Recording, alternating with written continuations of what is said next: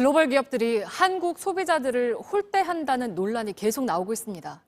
소비자들의 불만에도 모르쇠로 밀어붙이는 애플코리아 문제부터 성화선, 김나한 기자가 함께 보도합니다.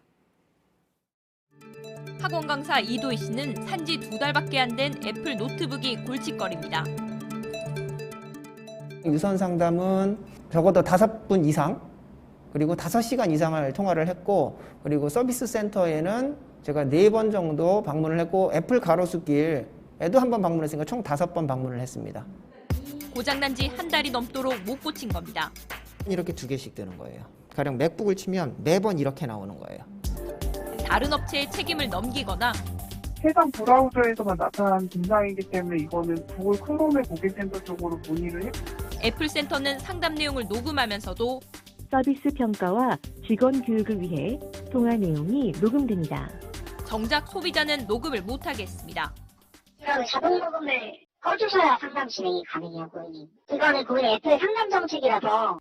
애플의 이런 태도에 화가 난 건 이 씨만이 아닙니다. 청와대 국민청원까지 올라왔습니다. 노트북 수리를 하러 갔는데 책임자가 미국인인데 영어를 할 줄 아느냐고 했다는 사연도 뜨거운 논란을 일으켰습니다. 제품에 문제가 있어도 애플만의 기준을 내세웁니다. 불량 증상을 확인해줬는데도 애플에서 제공하는 소프트웨어 진단 프로그램을 거기서 불량이 안 뜨면 서비스 센터에서 교체가 안 된다고. 애플이 이곳 서울 가로수길에 직영 매장을 연 지 약 3년입니다. 이런 소비자들의 불만은 어제 오늘의 이야기가 아닙니다. 2년 전 아이폰 배터리 불량 문제가 대표적입니다. 문제는 아직도 결론을 못 내고 있다는 겁니다. 검찰 수사가 여전히 진행 중이고 6만 명 넘게 참여한 손해배상 소송도 제자리 걸음입니다. 화면 이곳 저곳을 아무리 눌러봐도 꼼짝도 하지 않습니다. 2017년에 나온 새 운영체제를 깔았다가 세계적으로 아이폰 소비자들이 이런 불편을 겪었습니다. 하지만 애플에 대한 대응은 우리나라가 유독 지지부진했습니다.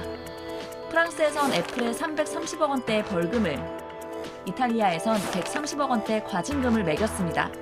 소비자에게 정보를 제대로 안 준 애플에게 책임을 물은 겁니다. 애플도 처벌을 받아들였고 미국에선 합의금을 1,200억 원 넘게 냈습니다. 근데 미국이나 이제 유럽에 가게 되면 집단 소송에 이제 걸리니까 대규모의 손해배상에 걸리잖아요. 하지만 우리나라는 아직 집단 소송 제도가 없습니다. 이 원고들이 누구인지, 그리고 실제로 아이폰을 사용한 사람인지, 이게 사실 6만 명이 넘지 않습니까? 그러면 그걸 하는 과정들이 굉장히 어렵습니다. 애플코리아는 언론 취재에도 답변을 하지 않는다는 방침입니다. 애플코리아 본사 사무실조차 드러나 있지 않습니다. 인포메이션 데스크에는 39층 자체가 없었어요. 38층이 2개 있고 그 다음에 바로 40층으로 넘어갑니다. 꼭꼭 숨어져 있는 느낌이에요. JTBC 김나한입니다.